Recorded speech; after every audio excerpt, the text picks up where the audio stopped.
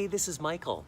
Today I wanted to share a story from an animal communication session where a woman came to me because she was having some problems with her horse and she was trying to really understand what was going on in her horse's head.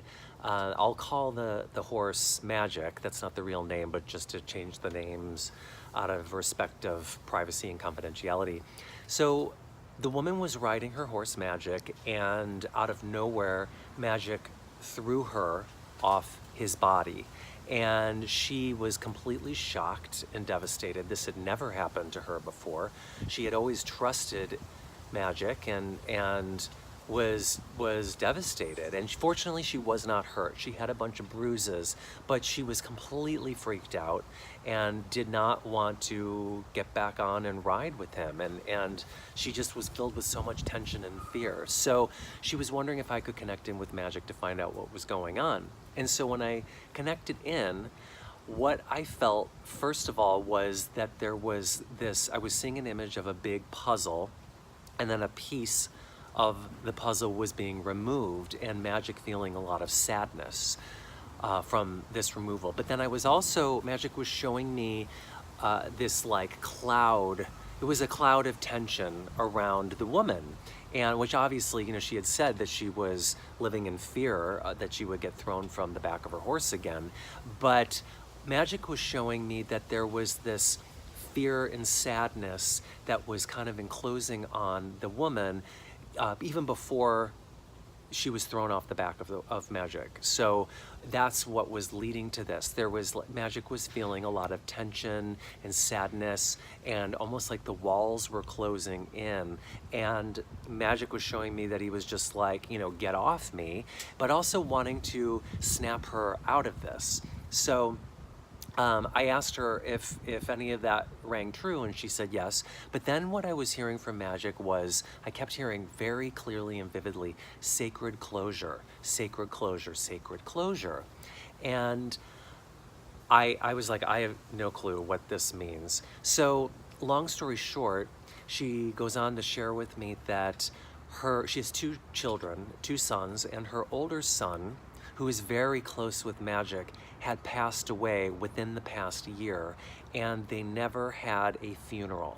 They never had any sort of ceremony to honor and mourn the loss of her son. And Magic, you know, from his perspective, he was seeing like a piece of his puzzle, their puzzle, their life, being removed. And he was confused and feeling like there was a loss and there was a void or a gap in their lives. But he also was pointing out and was essentially saying to the woman that there needs to be some sort of sacred closure here. And he could feel that she was carrying this weight, this tension, this pressure on her.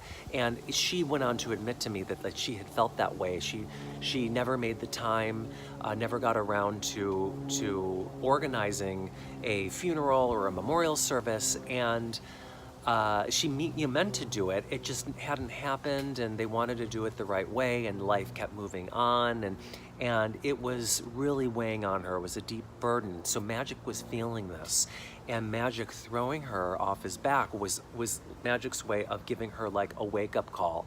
And his message to her was, we need to have sacred closure. Now, there was another element that was coming through. He was feeling disconnected.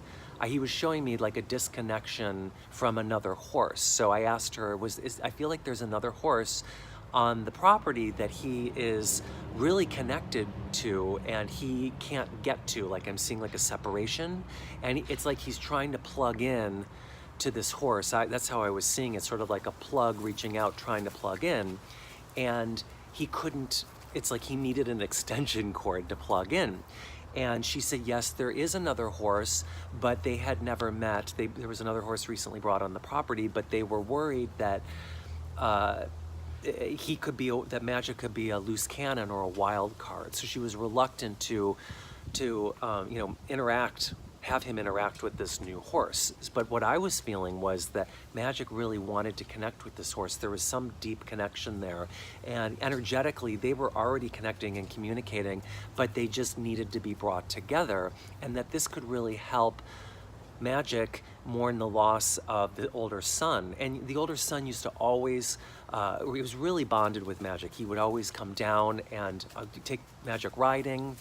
Every day they would go riding, more actually than the woman had taken Magic riding.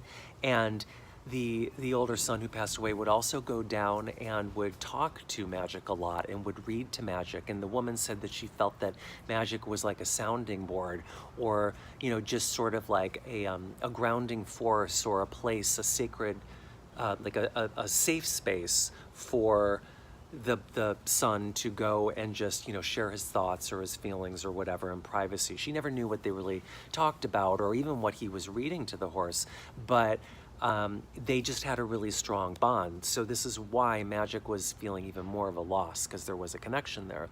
So I recommended to her, I said, you may want to consider just having some sort of ceremony, but including Magic in the ceremony. And maybe even before you do a big formal memorial service or a funeral, maybe you can just have some sort of sacred closure ceremony with your other younger son and Magic. And this will just maybe be healing for all of you.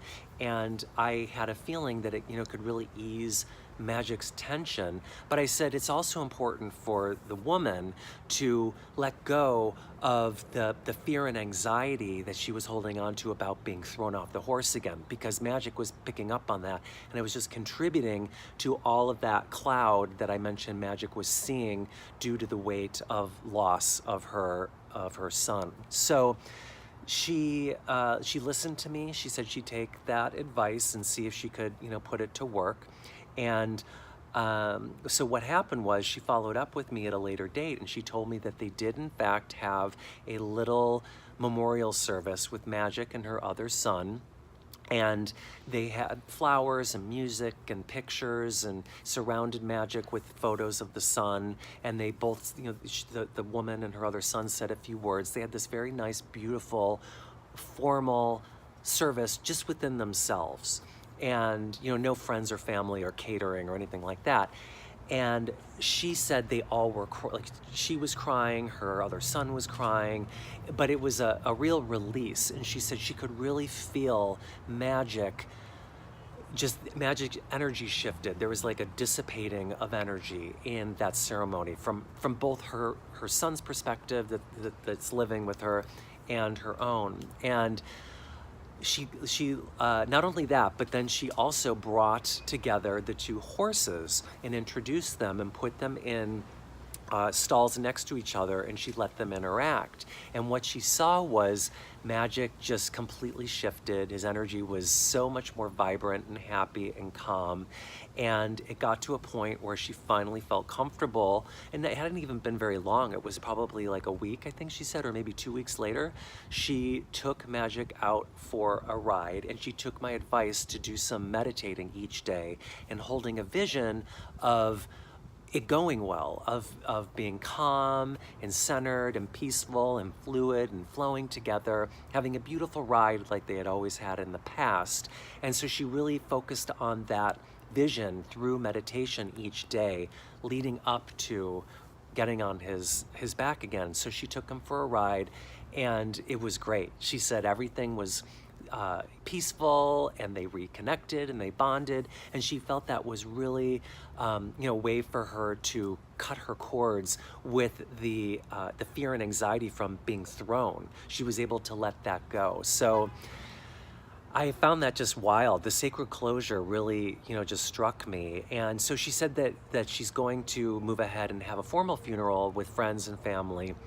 But just having that sacred closure amongst the family, she said, was really what they needed and what Magic needed. And she said that she even put some photos up of almost like a little memorial shrine in the barn, in the stall where Magic resides, of her son that passed away. So there are a few personal items of his, and some flowers, and some photos, and a photo of the two of them together. So he has this sort of little place there. And there really is a lot of power in that. Horses are brilliant animals.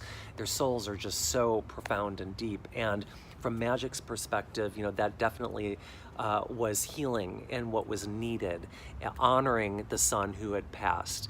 and in honoring the transition, and formally having a sacred closure ceremony. So that is my animal communication story. And if you want to explore any challenges or situations, or even connect with an animal from the other, who's on the other side, who's transitioned, I can help with that. I'm more than happy to work with you in a session. So you can book a session with me through any link on this page or through my website.